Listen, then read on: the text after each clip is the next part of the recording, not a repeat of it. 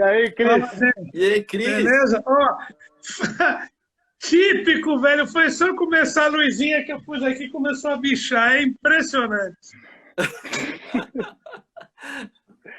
Então vamos lá. Impressionante. Cristiano já na área. Queria agradecer a boa noite para todo mundo que está acompanhando a gente.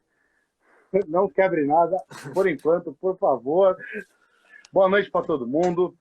Queria começar falando que essa live é a 10ª live. Caramba, é uma live importante todas as segundas. Só teve uma vez que a gente fez a segunda aí na quarta. Mas todas as segundas, essa 10ª live.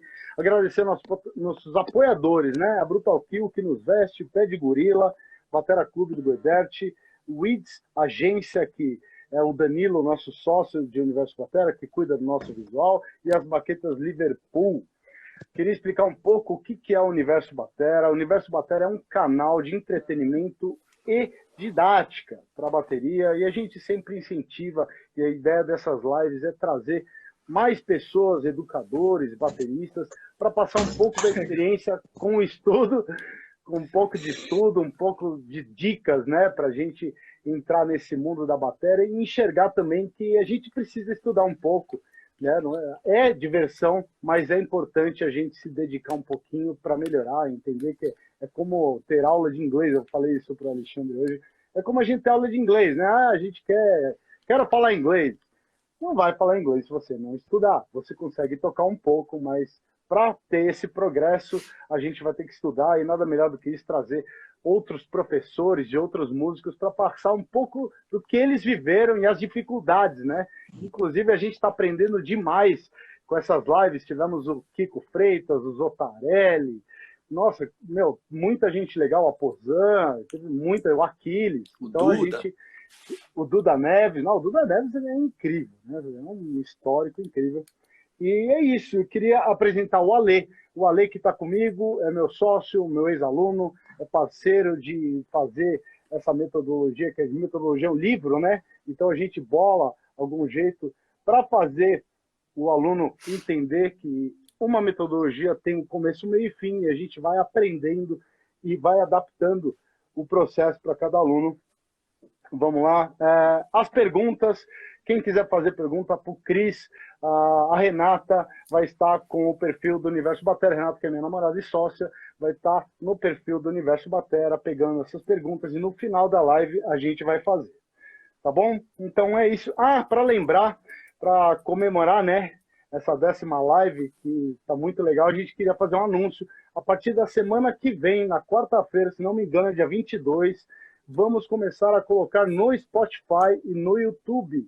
Então, quem quiser ouvir, reouvir, né, ouvir novamente as lives, essas mais de 10 lives que a partir da semana que vem vão estar lá no Spotify. Então, vai estar no Spotify e vai estar no YouTube.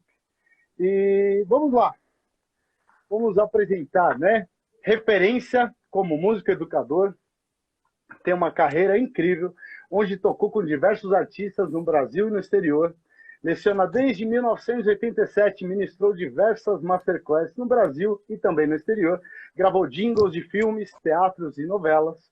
Tem um DVD, um par de baquetas, uma câmera em Barcelona, um álbum solo Ritmismo, me corrija depois, eu acho que é só um, né? Não me lembro, mas eu acho que é só um.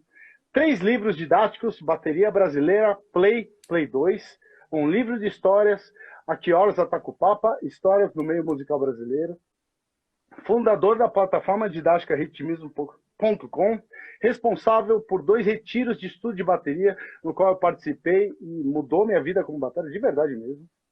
Para melhor ou para pior? Para muito melhor. Cara, foi uma mudança que, não, sem zoeira, não é programado isso. Eu tenho isso aqui com muito carinho, esse primeiro RBR, e foi aonde eu vi o Saunier, o Igor Saunier, que eu comprei esse livro dele, e eu vi o Tandeta, eu fiquei muito fã do Tandeta. O André Tandeta fez uma live, né? Agora virou móvel lá. Fez uma aula incrível de jazz, né? De jazz lá, a história do jazz foi incrível. Que foi em 2019 e 2020, respectivamente. Tá? Esse é uma breve introdução para agradecer e apresentar o Cristiano Rocha, que está entre nós hoje. Muito obrigado. Eu não tenho nem palavras. Você é o mestre, te acompanha há muito tempo. Já vi o lançamento do Ritmismo, vi o lançamento do Play 2. Eu te acompanho há muito tempo. Eu compro tudo. O que você lançar, eu vou comprar. Os cursos eu vou comprar. Eu sempre faço. Eu te sigo mesmo. Eu sei as histórias, eu acompanhei o Ritmismo. E é incrível como a gente cresce e como você é generoso ao passar as coisas para os alunos, os cursos que você fez, as lives. Inclusive, eu recomendo no Ritmismo, eu sempre passo, na verdade, para os meus alunos, o Ritmismo.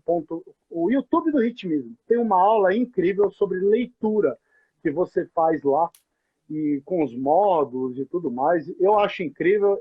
Eu até poupo o meu tempo. Eu falo assim, dá uma olhada. Se você tiver uma dúvida, eu tento te ajudar, mas essa live vai sanar todo tipo de dúvida. Então, eu queria te agradecer, Cris, pelo seu tempo. Muito obrigado mesmo, tá? Você soma demais com nossa comunidade baterística. Obrigado por participar. Eu que agradeço a você, do que um queridaço, ao Alê também. Para mim é uma honra. Valeu. Que bom que ainda lembram de mim. Não, mas vamos continuar te lembrando. Porque, eu voltei a tocar, né? Felizmente, mas na parte social, cada vez mais bicho do mato. A gente já fala disso. Eu queria, se você me permitir, como a gente vem falando do início de todos os mestres, eu acho super importante a gente, e se você me permite fazer essa pergunta, né? E falar como que foi o seu começo como batera, para as pessoas se identificarem, né? Às vezes a gente tem uma identificação que começou meio parecida ou não. Como que foi o seu começo na bateria e na música? E como foi o início dos seus estudos na bateria? O começo, o primeiro que me despertou foi o Alex Van Halen. Eu tinha o Som Pop, que passava na TV Cultura. Eu via uns clipes do Van Halen, aquilo me despertou, né? E meu pai, Roberto Rocha, ele não era baterista profissional, ele tocou, antes de eu nascer, ele tocava às vezes de hobby, né? A onda dele era outra, foi jornalista, trabalhou em indústria automobilística, ganhou o Campeonato Brasileiro de Rally, corria, né? Gostava de preparar carro, mas ele teve uma época que ele tocou bateria amadoristicamente. E eu lembro que ele deixou um armário em casa, umas peças de bateria, uma máquina de timbal,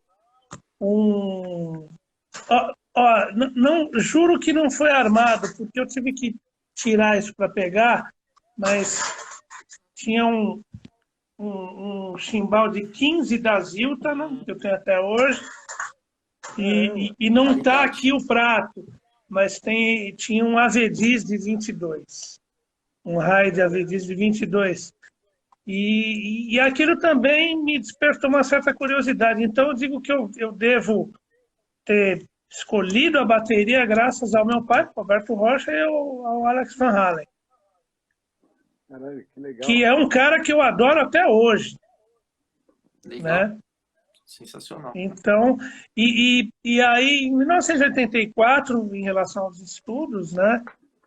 Eu, junto com um amigo meu, Luiz Lombardi, a gente foi estudar numa escola aqui perto, a Fama, que era na Avenida Miruna, com o Ronaldo Basbaum, que eu tenho contato com o Ronaldo até hoje, a gente se fala praticamente toda semana. E eu fiz a primeira aula de bateria com o Ronaldo. Eu saí da aula, isso com 14 anos, sabendo que eu ia fazer do resto da minha vida. E eu não estava procurando. Queria brincar, enfim. Mas o impacto foi tão grande dessa aula e ver o Ronaldo tocar, né? Que foi um divisor de águas para mim. Legal. Né? Por isso que eu acho legal na primeira aula o professor tocar também. Não ficar 1 hora fritando, não é isso, Aham, né? sim. Mas tocar um pouquinho, nem que seja 5 minutos, Aham. né? E aí eu pirei. Eu voltei outro cara, assim, outro moleque, 14 anos, é isso que eu quero fazer.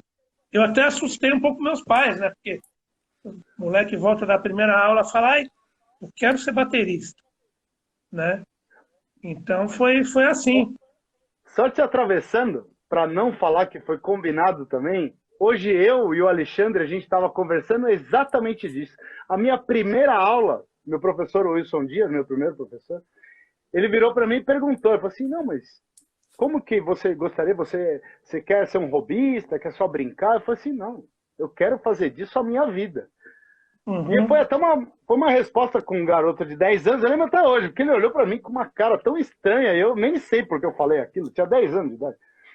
E foi bem essa onda É, mesmo, de já saber. E a legal. gente estava conversando exatamente disso, da gente Exato. meio que sem querer já saber, né? Uhum.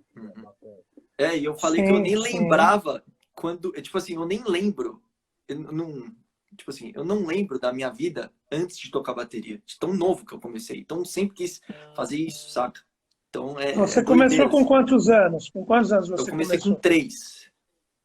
3 anos? 3 anos, Nossa, 3 anos. impressionante. É. Bom, eu não lembro nada da minha vida antes de 4, 5 anos, então, imagina. Então, eu também não lembro. Eu só sei que eu começava a batucar nas panelas e tocava na bateria do meu irmão, sabe? Mas Sim, antes disso eu não lembro sim. nada. Doideira. E você, Edu, você começou com quantos anos? Eu comecei, na verdade, eu comecei com piano aos 7. Certo. Aí eu tava na aula de piano do meu irmão e num concerto Amaro. Aí entrou um cara na aula do meu irmão, eu tinha uns 10 anos, assim. Ele entrou e falou assim, meu, eu tô precisando de um batera para tocar com uma banda aqui de standard de jazz e bossa nova. Eu falei assim, tô sem fazer nada, vamos aí, né, moleque, né? E aí eu comecei tocando. Foi por isso que na hora que eu toquei, eu falei assim, eu não quero tocar piano, eu preciso tocar bateria. Porque o cara chegou pra mim e faz tim, tim, tim, tim, ou então... E eu toquei com uma banda, sabe? A primeira coisa que eu fiz na minha vida numa batera foi aprender isso. Por incrível que pareça, não foi o Van Halen, foi isso. Eu comecei Caramba! tocando jazz e bossa nova, depois que eu fui entrar pro rock, e aí eu fui ter aula de batera. Eu enchi o saco dos meus pais. Eu não quero mais tocar batera. Eu não quero mais tocar piano. Eu preciso tocar batera. Eu preciso ter aula, aula, aula. Eu quero Uhum. tocar aula, aula. Legal, Aí eu, legal, eu, vi, legal. aí eu virei fã do meu professor também. Foi meio por isso também. Eu fiquei vendo ele tocar. Muito legal. Eu tenho uma admiração até hoje pelo Ronaldo, imagina. Se não fosse ele, eu não faço ideia do que teria acontecido, né? Uhum.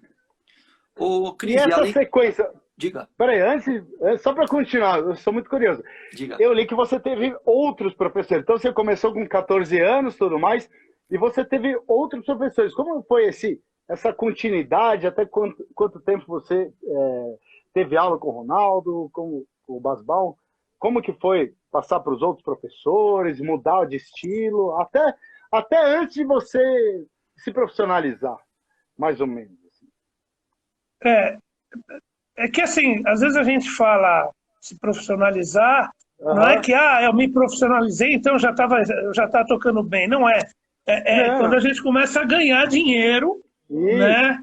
Mesmo que seja pouco, mas com isso, aquela atividade. sim, E, exatamente. e eu comecei em 84. Em 87, na mesma escola, o Flávio, que era sócio do Ronaldo, Flávio Sandoval, me convidou a dar aula lá, né? Que legal. E foi na mesma época que eu comecei a tocar também com os professores. Quem escuta vai achar que não, o cara é um gênio e não, nada Mas disso. Mas Vai ver, exato. era falta de gente e aham, como eu estava me dedicando além da conta, acho que alguém acreditou e falou: pera, o menino está cru, mas vamos ver o que, que acontece, né? Então, assim, em 80, eu tive aula há alguns anos com o Ronaldo. Em 86, eu lembro que teve um seminário de música instrumental em Ouro Preto. Foi um seminário de 3 semanas, no qual os professores eram o Pascoal Meirelles e o Emílio Gama. O Ronaldo me ajudou, fez lá o application lá, me ajudou a fazer a inscrição lá para o negócio. E eu acabei fazendo aula, então, com o Emílio Gama e com o Pascoal.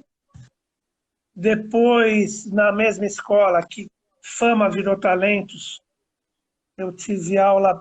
Eu vou esquecer nome, eu sou péssimo de memória, né? Não é ingratidão, não, mas eu lembro que eu fiz aula com o Pichu, eu fiz aula com o saudoso Sérgio Gomes, o Caio, que eu não lembro o sobrenome. Aí eu cheguei a fazer aulas esporádicas, uma outra aula com Azael Rodrigues. Fiz aula alguns anos depois com o Zé Eduardo Nazário. E em 96, eu fui estudar durante 6 semanas na Drummers Collective, junto com o Giba Faveri. Aí lá a gente estudou com um monte de gente, né? Quem nos colocou debaixo da asa foi o saudoso Kim Plainfield, né? Mas a gente também fez aula com o Mike Clark, com o Bob Sanabria, enfim, Caralho, e por você aí teve aula vai. com o Mike Clark? Sim, sim. Não. Né? Uma vez o Kezer Churel, que foi professor do Giba, foi ao IPT e eu quis fazer uma aula com ele. Ele não tocou nada, nem eu quis conversar nessa aula, né? Então, assim, tem essas aulas esporádicas, fora os professores indiretos, né? Que eu aprendi muito e nunca fiz uma aula propriamente dita. Aí, se eu falar a lista, no começo da live vocês já falaram, mas, assim, tem muita gente, né? Uhum. Então, é isso. Legal, legal demais. E dentro desse... Nossa, cara, é muito professor, meu Deus do céu. Ô, Cris, qual o livro que você mais estudou, cara? E quais que você recomenda, assim, que você acha que são fundamentais?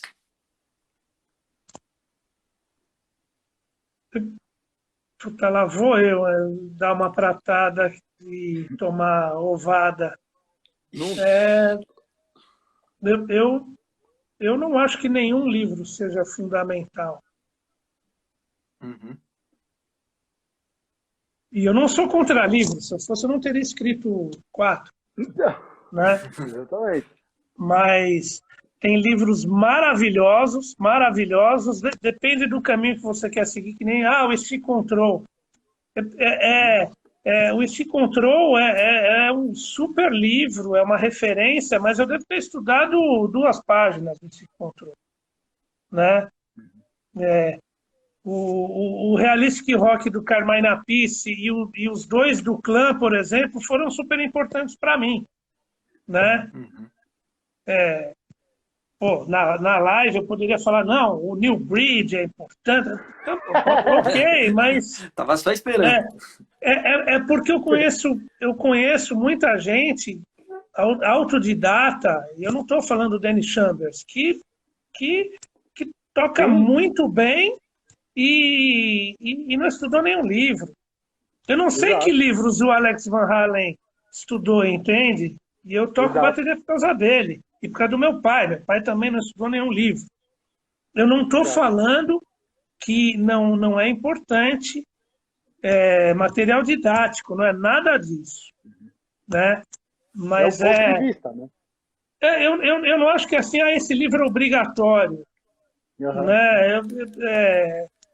Obrigatório é você tratar as pessoas com educação, por exemplo.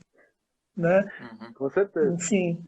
Então, eu não penso, esse livro é obrigatório. Né?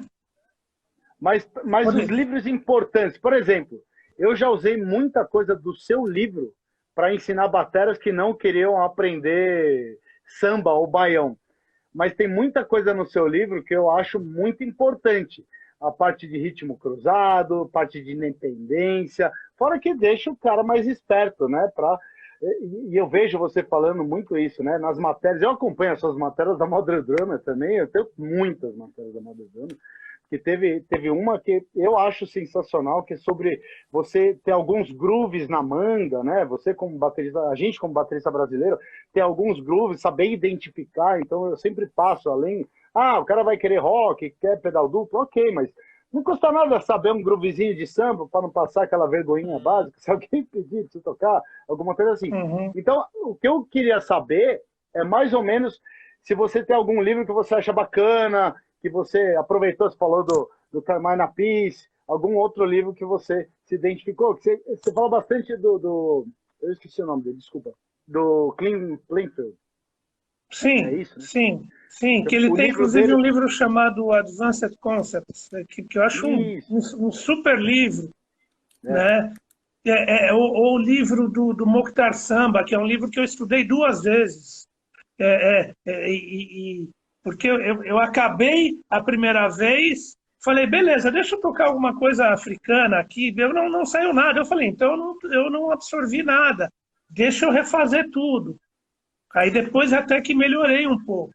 Mas é um livro, por exemplo, que eu gosto. Né? Qual que é o nome? Acho que chama African Rhythms for Drum Set, alguma coisa. É o único livro do Mokhtar Samba. Mokhtar né? Samba. Mokhtar Samba. Samba, tá. Por exemplo. Né? Então teve muito livro que eu acabei estudando e que para mim foi bacana e que talvez pro Josias não seja. Você falou do meu livro, meu livro não é obrigatório, aí que tá. Não? Então, mas para mim, né, obrigatório em termos baterísticos time, sonoridade e você ter a percepção, né, ouvido do que acontece em torno. Se você perguntar isso para 20 bateristas, cada um vai falar uma coisa. Né? Sim. Que nem leitura, que é uma coisa que me ajuda, mas eu conheço tanto baterista que não lê e está tudo certo, ok. Né? Cada caso é um caso. Então não sou eu que vou falar que é obrigatório para estudar. Na minha concepção, eu acho que é obrigatório um baterista ter um time legal, uma sonoridade legal e ouvido. Mas vai ver, eu estou enganado, mas eu fico meio assim de falar, esse livro é obrigatório. Né? Não é nem obrigatório a palavra é importante, né? Porque o fundamental, né? Vai ter gente que vai falar que é o Bass Drum Control do Colin Bailey. Isso. Né? E por aí vai. Né? O Syncopation. Né? Eu vou falar uma coisa, eu nunca estudei o Syncopation, velho. Né? Estudei uma parte. E não eu não estudei porque eu acho ruim, não é nada disso. Não é nada disso. Né? O meu próprio estudo até hoje é um estudo esquisito. Né? Talvez seja até um estudo deficitário. Né? Então, como eu te falei no começo, o Realistic Rock, os 2 livros do Clã me ajudaram muito. Né? Depois eu tive contato com o Will Coxon, que, por meio do Nazário, né? Os do Vic Firth, e por aí vai. Né? Legal. Enfim. Cara, mas bem legal, que me surpreendeu muito essa sua resposta, porque meio que quebra com essa visão academicista, né, da bateria. Pô, a gente faz arte, né, cara? Parece que tem gente que esquece isso, né, bicho? Mas tem muita gente esquecendo isso, né? Uhum. E às vezes a gente vai num lugar, às vezes longe, que não tem tanto recurso, um monte de escola de música, e tá num quiosque, um cara tocando numa bateria meia boca, umas coisas você para, você nem põe a comida na boca, você para o garfo no meio do caminho e fala, não, o que esse cara tá tocando? E emociona. Né? Eu acho que música, o princípio é esse, né? Exato. É emocionar, seja rock and roll, música brasileira, pop, né? Enfim. Ó, bem, seguindo aqui, mas ainda falando de estudo, eu sempre tive você como referência, eu sempre passei para os meus alunos seus vídeos, um monte de coisa que você fez. E você tem uma independência, o seu play é uma coisa, além de ser um grande professor, o seu play é uma coisa, eu acho, fora do normal, assim. Você toca com uma facilidade e você tem uma independência, o lance dos ritmos cruzados. Você desenvolveu uma linguagem que você escuta no seu CD, que você toca vários estilos e você tem uma coisa própria. Deu para ver. No dia do workshop... Eu posso te dar uma cortada? Desculpa, Ebi. Pode. Eu fico feliz de escutar isso, ainda mais de você. Aí eu penso assim, pô, que bom que eu estou enganando, que parece que eu tenho facilidade de tocar bateria, porque eu acho difícil tocar bateria. Sim, né? é prazeroso? Mas para mim não é uma coisa que tá tudo certo. Uhum. Né? Mas parece fácil, mas dá para ver que são muitos anos de estudo, né? Então é esse processo que a gente vê. Você estudou, você foi lá para o EMAI, você saiu... Não, para o EMAI não, foi lá estudando na Drummers Collective, em Nova York. Drummers Collective, desculpa. E foram 6 semanas, eu não fiquei 2 anos lá. Mas foi um processo, claro, né? Também. Sim, mas foi um processo, né, que você teve, você estudou com o Giba, é legal, eu gosto de, pelo menos, saber essa história. E, na verdade, não queria saber essa história, mas quais foram as suas influências para você chegar no que você é e se transformou de, vou pesquisar música brasileira, vou ter esse tipo de play. Existe essa construção? Quais foram as suas influências para você dar esse estalo, assim, vou desenvolver essa linha e vou seguir para esse tipo de play, ou foi acontecendo naturalmente? Queria saber quais foram essas tem fases, né? Mas eu acho que foi uma coisa natural. Foi natural. Claro que quando eu comecei era Van Halen só. Para mim não dava para ter uma coisa mais legal, mais fodástica bateristicamente que Hot for Teacher. Esquece. Tanto é que meu pai tinha o LP do Dave Brubeck, o Time Out, ele falava, não, escuta isso aqui, John Morello. E depois eu comecei a gostar, mas no começo não foi, legal, pai. Eu falei, não, escuta isso aqui. E pá, punha Hot for Teacher no volume 11. Falava, olha isso que é baterista, olha isso aqui. Parece 2 caras tocando. E eu não sabia. Eram 2 caras tocando. Né?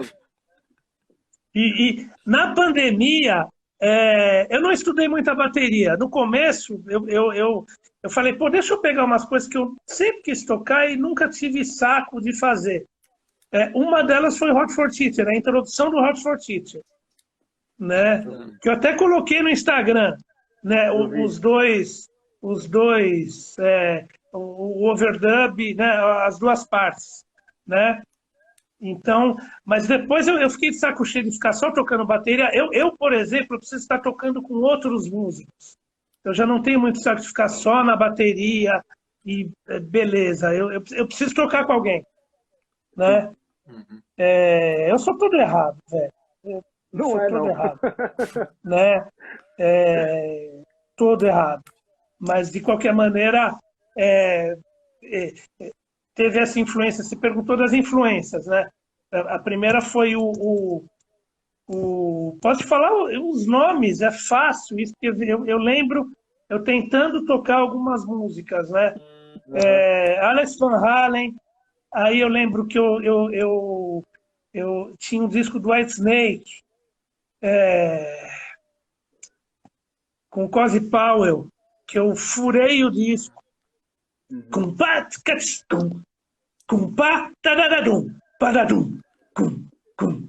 Puta, velho. Até hoje eu escuto, me emociona isso. Aquele disco LP dos Paralamas, que tinha óculos, eu ficava tentando tirar as coisas, né? Meu pai tinha um LP do Jean-Luc Ponty, que era justamente o Casey Churel, que tinha uma música chamada Mirage, que eu tentava tocar a música. Depois alguém me apresentou o primeiro disco do Cama de Gato, que aí eu encanei naquilo. Então tem as encanações. Não, eu preciso descobrir como é que é. Aí descobria nem metade, mas tentava, né? Em 87, eu lembro que em 86, antes do Dave Weckl entrar, não, ele entrou na Electric Band em 85, mas tinha um disco do Paquito de Rivera, que chama Why Not, que eu escutei o baterista, eu pirei, que era o Dave Weckl. E esse disco é pré-Electric Band. E eu lembro que teve um free jazz, acho que foi em 1987, que eu soube que o Weckl ia tocar com o Chick Corea. E aí eu falei, eu quero ver esse cara tocar. Só que eu comprei também o ingresso para os outros dias. Eu não sei nem se foi no mesmo dia, mas teve um show do Lee Ritenour com um baterista que eu nunca tinha ouvido falar. E quando eu vi o cara, aí o cabeção pirou, que era o Vini Colaiuta, né?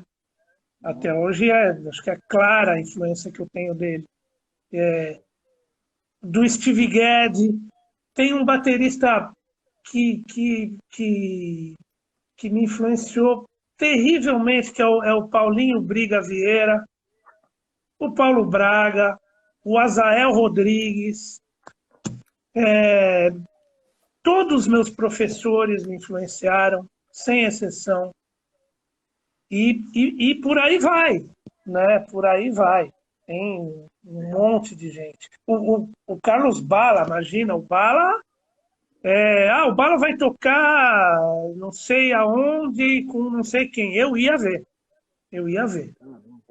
O Bala é outro cara. E vai longe, né? O próprio Maguinho. Tem muita gente. Muita gente. O Rubinho Barsotti, imagina. Foi uma super influência. Dava para eu ficar falando 2 horas das influências que eu tenho. Lógico. Legal. Uma coisa que, agora falando da Drummers Collective, é uma curiosidade pessoal. Assim. Você estudou muito tempo, né? Alguns pontos. Você podia falar o que você estudou para você entrar nessas 6 semanas da Drummers Collective? Que foi a época, lembro, foi a época que eu mais estudei bateria na minha vida. Porque quando eu cheguei lá, fazia as aulas, tudo certo, mas assim, eu lembro que o Giba, ele queria ficar estudando, pô, eu falei, velho, puta, fica estudando aí, eu vou dar um rolê, eu quero conhecer a cidade, né? O Giba é super, né, focado, certinho e dedicado. Eu sou desfocado, errado e mais ou menos dedicado, né? E o baterista que está com a gente, o Doug Belotti, também ele é meio na minha. Ele fala, vamos dar um rolê, vamos dar um rolê. No fim, a gente fez um esquema, a gente estudava 2 horas por dia, que é o tempo que podia estudar, e depois ia para a vida, né? Inclusive, o Doug está tocando agora, a última vez que eu vi foi semana passada, ou retrasada, ele está na Austrália, fazendo a turnê do Robben Ford. Puta bacana. Né? Mas, assim, era engraçado.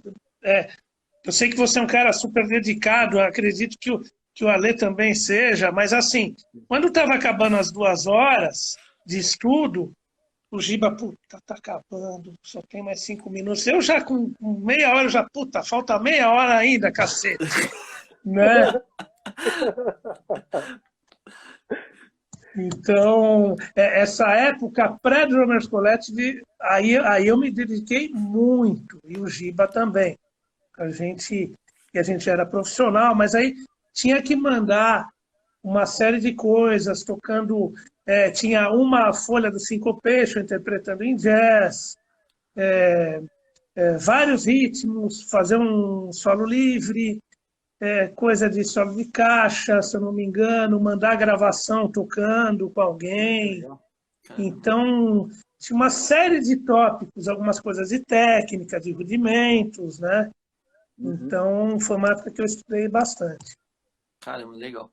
Ô, Cris, a gente estava dando uma olhada na sua biografia antes da gente fazer a live aqui com você. E, cara, a lista de gente que você já tocou é assim, é surreal. Surreal. Não tem outra palavra para descrever.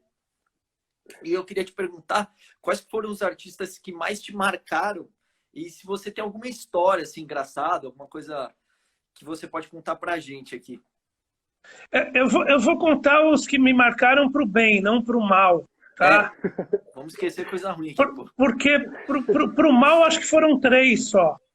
De mais de 100, 3 até que tudo bem, né? Tá bom. O primeiro, não é que é o primeiro, o primeiro da lista tem que ser o Tuca, o Adilson Godoy, o Amilson Godoy, né? Que eu tenho o prazer de tocar com ele no grupo dele e na orquestra dele, que é a Arte Viva. O Tuca é praticamente meu pai musical, né? Então, eu tenho uma relação muito, muito grande com a família Godoy, porque é o Amilson, o Tuca, meu ex-sogro Adilson, toquei com Hamilton Godoy, com a Adriana Godoy, né? Então, assim, adoro a Adri também. Quem mais? O Ivan Lins, é um cara que eu sempre quis tocar com o Ivan Lins. Caramba, que legal. Eu toquei 2 vezes com ele, justamente junto com a Arte Viva, né? Como eu pirei quando eu vi Electric Band, teve 2 caras que eu toquei numa gravação ao vivo com eles, em situações separadas, mas foi o John Patitucci e o Eric Marienthal. E nessa do Eric Marienthal estava o Paulinho da Costa, que me marcou muito. Quando eu toquei com o Stuart Hand foi muito legal, porque eu tinha um disco dele que eu roubava umas coisas de divisão do baixo, passei para a bateria. Um dia eu fui tocar com o cara e falei, olha só. Que legal. Né? Tudo bem que a gente quase se pegou no primeiro dia, mas depois ficamos amiguinhos. Né? E às vezes, assim, é engraçado. Às vezes eu tenho tocado com o Maurício Gasperini, então às vezes a gente toca com o Rich, com o Léo Jaime, o Paulo Ricardo, o pessoal dos anos 80, que quando era moleque eu escutava na rádio, né? Então, tocar um negócio do RPM com o Paulo Ricardo, Menina Veneno com o Rich e Bichos Escrotos com o Paulo Miklos, puta, é divertido. Sim. Com certeza. Né? Mas teve muita gente que marcou, né? Teve muita gente que marcou. Uhum. E, Cris, em 2013, você fez uma turnê, né, divulgando o seu livro, né? E, cara, você passou por diversos países aí da Europa, né? Áustria, Bélgica, Alemanha. Eu queria te perguntar como é que foi isso, cara? Fazendo essa turnê daí de Masterclass, né? Como é que foi essa experiência, bicho? Foi do caralho! Foi do caralho, velho. Pelo seguinte, eu gosto de viajar. Sensacional. Eu gosto de viajar, eu gosto de conhecer outros países, a culinária, a cultura, as pessoas de outros países. E quando eu vou fazer workshop fora, geralmente é uma desculpa para eu poder viajar. Né? Então, assim, foram 2 meses. O Vlad Rocha, que, na verdade, ele fundou o ritmismo e fez os retiros do ritmismo junto comigo. Foi uma ação entre amigos, 2 pessoas. Né? Então, o ritmismo foi uma ideia nossa. Né? E depois o Theo Queiroz também, enfim. Né? Mas foram 2 meses. Na verdade, foi 1 mês e meio rodando para fazer... eu não gosto de falar workshop, na verdade foram aulas em grupo, né? Masterclasses. E a gente aproveitou, pegou 15 dias para dar um rolê. Que aí a gente foi a lugares que não estavam no... A gente tocou em 7 países. Né?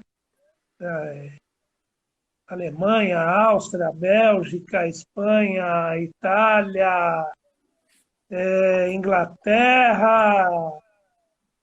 e esqueci, né? Mas depois a gente foi conhecer Escócia, República Tcheca, Hungria, Turquia. Foi muito bacana, foi muito legal. Então foi muito bacana, claro, a experiência musical foi legal, mas como experiência de vida foi sensacional, né? Lá que eu como fiquei louco pela Itália, inclusive em primeira mão, não que alguém esteja muito preocupado com o que eu faço ou deixo de fazer, mas assim, dia 17 de outubro eu volto para a Itália, vou fazer uma série de workshops lá, masterclasses, lá no Bateras Beach, então vai ter Roma, na Sardenha, que o Rafael Saini está me ajudando com isso. E então vamos ver o que vai acontecer aí. Mas eu gosto de viajar. É sempre um pretexto para viajar um pouquinho, dar um relax. Que bom que dá, né? Legal. Né? Que bom. Enfim. Deixa eu aproveitar essa pergunta dessa viagem. De onde que veio a ideia de você gravar e fazer esse DVD? Foi uma coisa que você já tinha pensado? Ou falou assim, não, meu, tá super legal esse workshop. Eu lembro que eu acho que o Vlad foi com você. Não, sim, foi acidental, totalmente acidental, né? Esse projeto foi via Lei Rouanet, essa tour, que aí foi a reedição do livro Bateria Brasileira, que eu pude imprimir mais 1000 livros, Legal. E também a turnê para divulgar a música brasileira, o livro, né? Então eu era obrigado a registrar, porque eu tenho que provar que eu estava lá nos lugares. Então não é um negócio assim, o cara vai ganhar uma grana do governo e vai ganhar 1 milhão e não vai fazer nada. Não é nada disso, né? Eu não tinha costa quente com ninguém.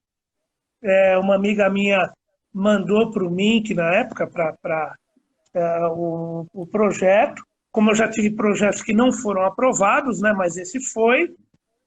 E a parte mais difícil era conseguir um patrocinador. E teve uma empresa, a Tupi, uma empresa de ônibus, que acreditou nesse projeto, né? Graças ao meu irmão, Paulo Pavani, né? E irmão de escolha, né? Ok. E os registros estavam sendo feitos. O Vlad levava uma câmera, a gente gravava, e na Master de Barcelona, o dono da escola falou, vem aqui uma moça filmar, ela é filmmaker, tudo bem? Eu falei, claro, beleza. E eu literalmente estava com um par de baqueta, a vassourinha eu tinha esquecido no hotel, o cara teve que me emprestar, toquei com os pratos dele, na batera dele. Ela filmou, depois ela me deu os arquivos. Eu levei 3 meses para assistir, porque eu tinha achado que eu tinha tocado mal pra cacete no dia. E aí, quando eu fui assistir, claro, tinha umas coisas que você fala, ai, que bosta, mas boa parte, para minha surpresa, estava bacana. Legal. E é uma câmera só, né?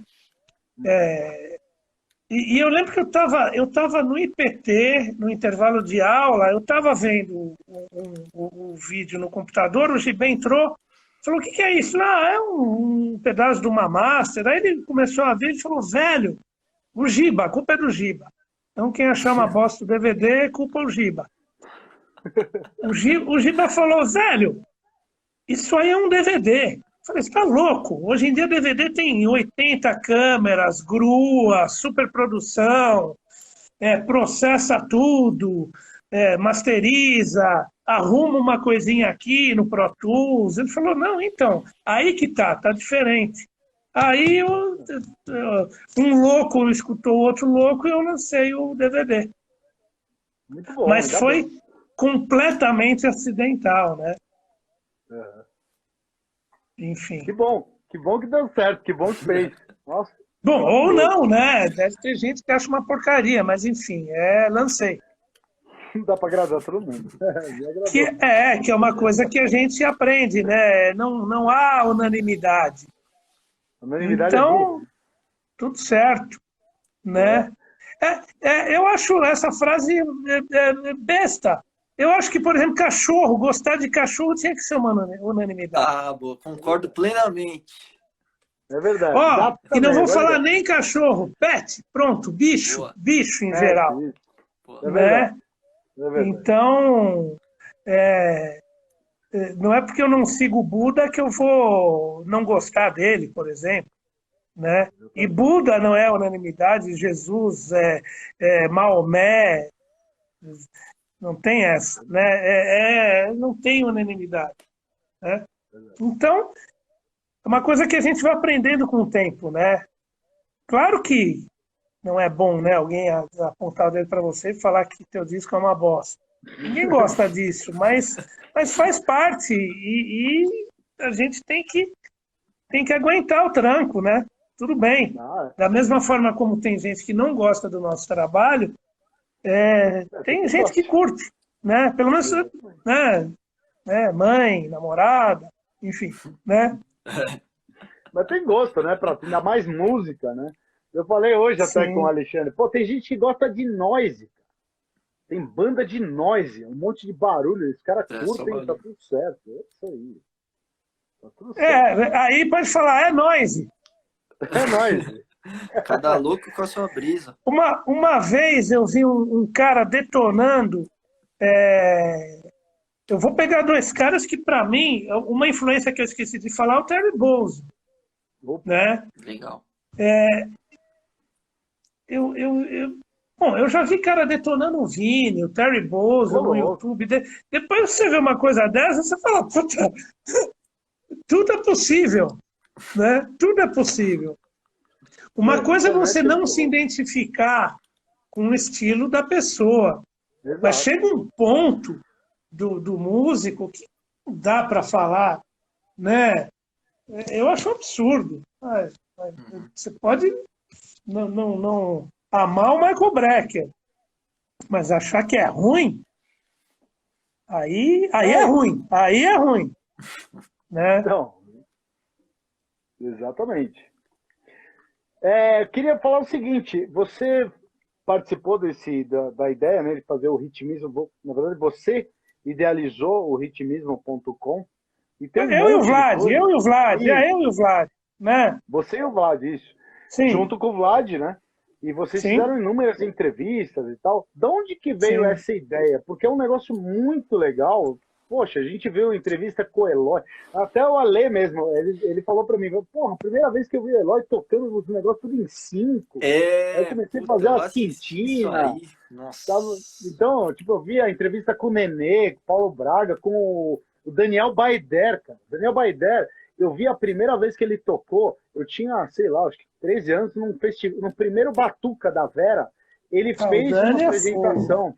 A primeira vez que eu vi ele tocando, ele era bem mais moleque, eu acho, né? Sei lá quantos anos de diferença ele tem comigo, mas eu era muito moleque. Eu, tipo, fui assistir. Prodígio, né? Prodígio. E ele começou a tocar os Devil Echo, assim. Aí você fez fez uma entrevista com ele, né? Falando com ele, e ele deu umas aulas também. Foi muito legal. De onde que veio essa ideia de você fazer o ritmo? Porque você fez bem antes, né? Exato. De ter esse monte de curso e tal, foi uma coisa bem diferente. O Vlad e eu, a gente trabalhou muitos anos na Modern Drummer Brasil. Né? Eu fiquei quase 10 anos, ele mais ainda. Ele era praticamente o editor, fazia um monte de coisa, e eu cuidava da parte educacional e fazia alguma entrevista, né? Um artigo aqui, outro ali. E uma época, o Vlad e eu, a gente falou, porra, a coisa da internet tá rolando. A gente chegou a falar com a direção da revista, vamos fazer um formato também meio digital, coisa com vídeo para a revista, que até começou a ter também vídeos acompanhando as lições, né? Mas a gente queria ir além. Então, o ritmismo.com era para ser a Modern Drummer Brasil X, né? Mas a direção achou que não era legal, aí fizemos nós, né? E fizemos bastante coisa, o Moro encheu o saco e desencanamos, né? Porque é o seguinte, meu velho, é grana, tudo bem, a gente precisa para pagar a conta, status eu sempre caguei para isso. Agora, quando começa a encher um pouco o saco, velho, e você não tem muito prazer mais de fazer um negócio, para mim já deu, né? Sim. Então, eu acho que contribuiu bastante até para o meio baterístico, mas uma hora deu, né? O primeiro curso online que eu fiz, que foi para Modern Drummer, depois a gente fazer um ritmismo, mais de 10 anos, né? Depois eu fiz acho que mais dois ou três cursos online, 3, que é bateria brasileira, clínica do groove e o toque batera, que é para iniciante. Mas aí começou a vir muito pitaco externo, que tem uns termos que até hoje eu não, como é que eu não lembro, velho, mas tem que puta papo de internet. Eu não tenho saco para isso, velho. Eu não tenho saco, né? Eu quero tocar, eu quero ficar com a minha cachorrinha, com a minha namorada, ir à praia, andar de bicicleta, tocar com quem eu gosto, e é isso. Estou afim de ter 400 mil views e curtidas e a puta que pariu. Eu caguei para isso. Tamo junto. Deixa eu só. Agora eu queria falar sobre as histórias. Eu queria só cortar, vou cortar até a nossa pauta aqui. Porque você ficou muito tempo na Modern Drummer, né? Bastante tempo na Modern Drummer e tal. E você até tem uma demais, história... eu diria. Até demais, eu diria. Mas você tem uma história muito legal. Pode falar, pode falar. Não, porque assim, eu vou confessar, às vezes é uma coisa que me incomoda. Estou abrindo meu coração, né? Por favor. Eu tenho esse lado, a carreira didática, mas eu sempre procurei dar prioridade para coisa do músico, né? Então, hoje, por exemplo, eu estou com pouquíssimos alunos, e assim, antes da pandemia e agora que está um pouco mais tranquilo, eu estou tocando muito mais do que dando aula, que eu vejo como minha atividade principal, né? Ainda está devagar, né? Mas sei lá, nos últimos meses eu fui fazer uma sub lá para o Pércio na Orquestra Paraisópolis, fiquei com a Paula Lima, aí lá com a Arte Viva faz um mês a gente tocou com o Daniel, teve anteontem bate e volta para como é que chama? Catanduva com Gasperini. No fim de semana retrasado teve Sesc Sai Guarabira, eu toco com Sai Guarabira há mais de 10 anos. Então, assim, parece que você toca também, você faz show. Velho, é o que eu mais fiz, né? Só que às vezes o negócio da revista e de ter lançado o livro, talvez por um lado tenha atrapalhado. Porque é aquela coisa, o cara lançou um livro. Está escrevendo artigo na revista, é professor. Não que seja ruim ser professor. Não é nada disso, né? Mas eu estou querendo dizer que assim, né? Eu não toquei com as pessoas que eu toquei, que, sei lá, tem 3 dígitos de artista e banda, né? Muitas vezes fazendo sub. Não foi dentro da sala de aula, né? E, aliás, onde a gente mais aprende, por melhor que seja o professor, e sou muito grato a todos os que eu tive, né? Muito grato. Mas a gente aprende, é o tal do jogo a jogo, treino a treino, aprende tocando, no palco, no estúdio. Esse papo de, o professor que não toca ensina bem, mas não, para mim, esquece. A não ser que seja um cara que tem uma vivência, uma hora falou, estou de saco cheio de tocar, de viajar, vou dar aula, ok, mas ele tem uma experiência, um conhecimento que acumulou ao longo de anos, né? Imagina, o Steve Guedes resolve, não vou tocar nunca mais, só vou dar aula. Imagina, é a experiência de um cara desse. Né? Então, às vezes, hoje eu assisti a um filme Ah, não, eu estou vendo a 4ª temporada do Stranger Things, e um cara fala, que não sabe, como é que é? O cara falou aquele negócio lá, quem sabe faz, quem não sabe ensina. Né? É um desrespeito aos professores falar isso, mas às vezes é o caso. Né? Ainda mais hoje em dia, que tem um monte de mestre de YouTube que não tocou com ninguém, deve ter gravado, às vezes não gravou nenhum disco na vida, mas tem 3 milhões de seguidores e views, e bomba, o fala batera, e caga goma pra cacete. Sinto muito, meu velho. Aí não. Né? E eu vou dar um exemplo muito simples.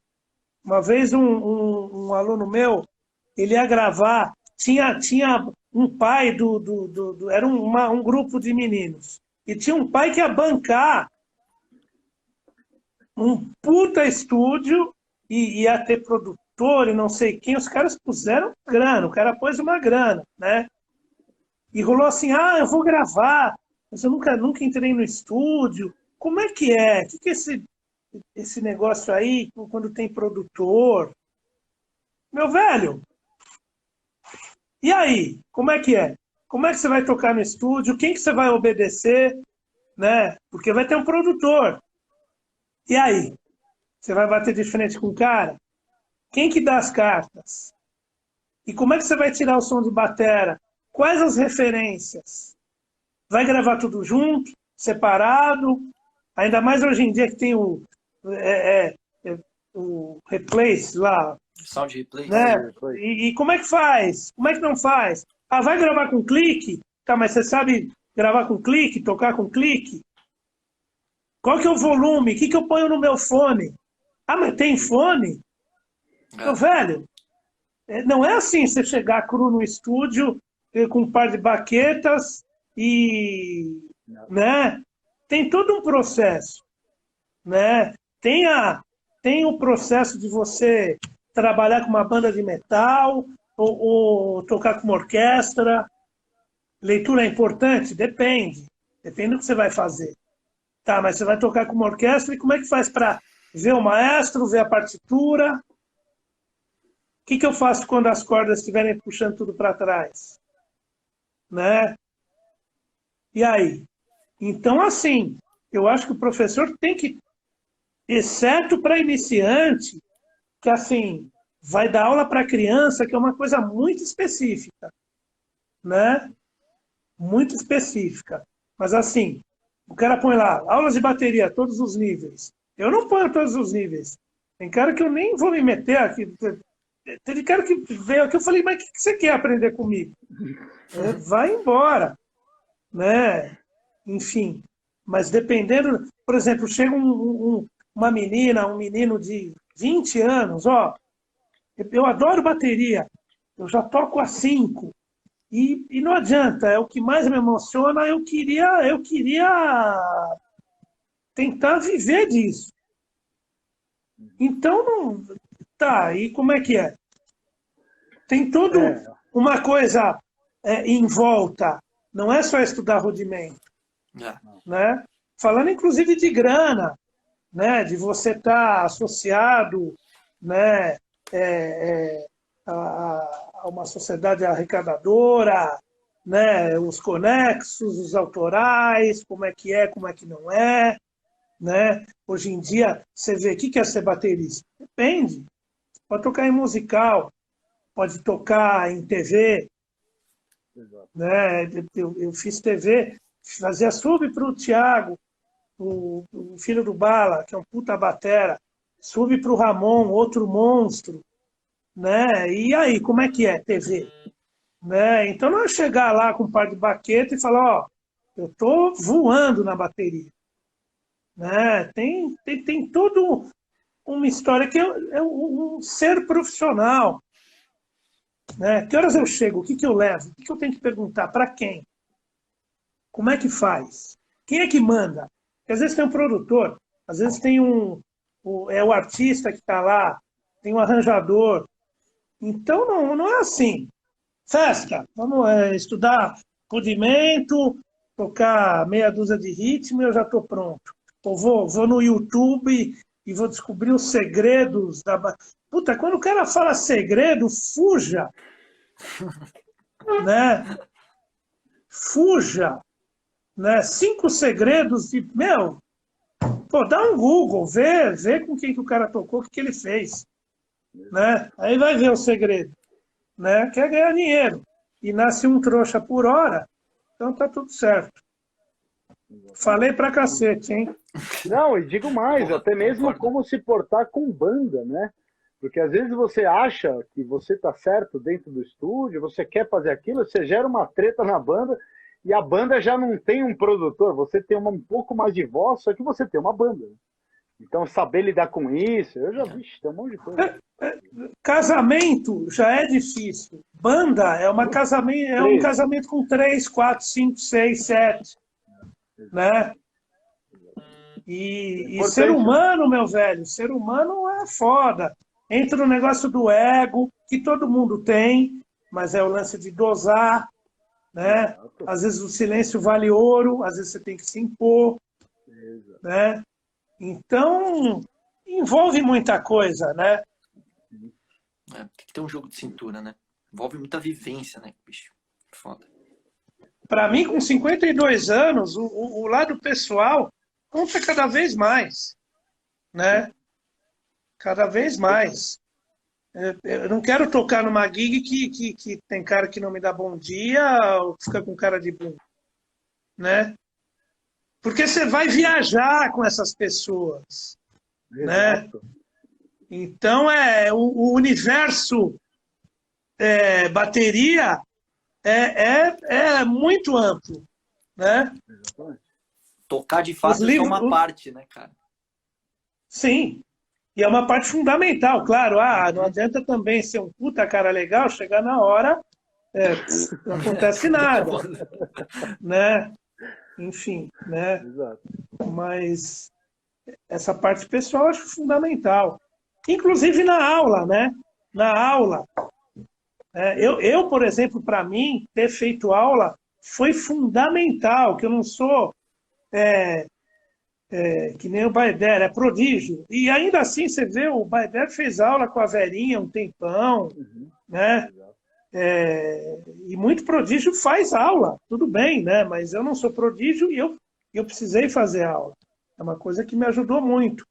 E eu tive sorte de ter encontrado professores que eram excelentes músicos, excelentes educadores e excelentes seres humanos, cara que te põe debaixo da asa, sabe a hora de dar bronca, né? Sabe o quão importante é estimular, né? Porque, pô, ninguém quer só tomar porrada, né? Então essa parte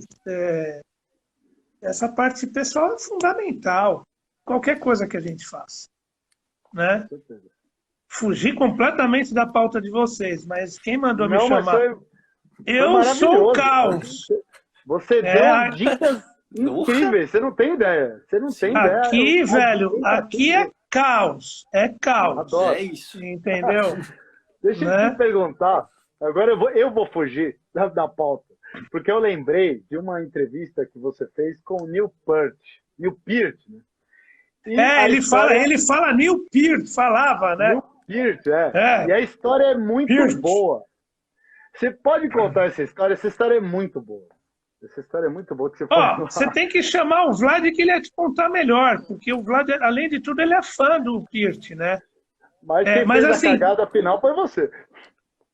mas eu pus a culpa no Vlad. Ah, tá. É. Muito bom. Bom, quase não sai a entrevista, no fim, cortando, a gente foi lá fazer a entrevista lá no Morumbi, no camarim do Rush. Era para a gente ficar meia hora com ele, tanto é que deu meia hora, chegou o segurança e tipo assim, aí o Pierce falou, não, é ok, ficamos 45 minutos. Eu lembro que eu levei um disco, um CD do Jeff Berlin, que é um puta baixista que eu gosto, um baixista acho que é canadense, e ele já estranhou, não levei disco do Rush, né? Até porque eu tenho disco do Rush, eu acho fantástico, mas eu nunca fui fã do Rush, ao contrário do Vlad, né? Nunca me pegou aqui. Mas é aquela história, é bom pra cacete. Mas, Sim. né? Não é que nem foi o Whitesnake, o Van Halen pra mim, né? Sim.